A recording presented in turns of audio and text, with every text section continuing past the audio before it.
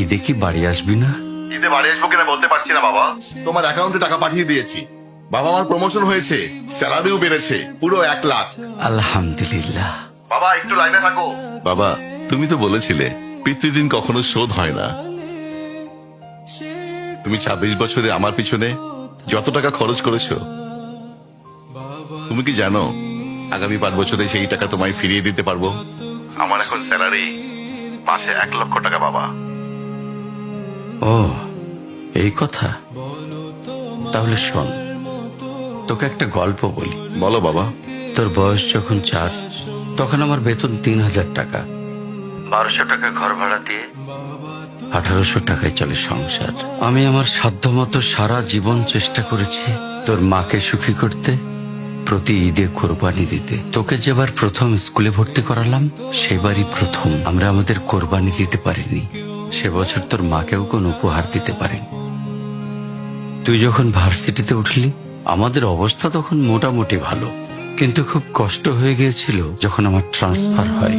রোজ রোজ বাসে চড়ে, পায়ে হেঁটে, ঘামে ভিজে খুব দুর্বিষহ লাগছিল। একদিন শোরুম থেকে একটা বাইক দেখে আসলাম। সে রাতে আমি স্বপ্নেও দেখেছিলাম আমি বাইকে চড়ে অফিসে যাচ্ছি। পরের দিন তুই বায়না ধরলি, জার্নি করতে তোর কষ্ট হয়। তোর কষ্টে আমারও কষ্ট হয় বাবা।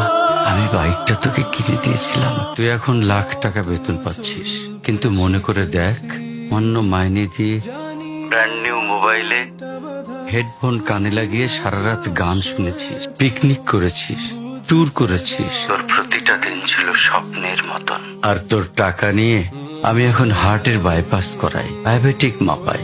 জানিস বাবা, ওর মাছ খাওয়া নিষেধ, মাংস খাওয়া নিষেধ। কি করে এত টাকা খরচ করি বল? তোর টাকা নিয়ে তাই আমি কল্পনার হাট বসাই।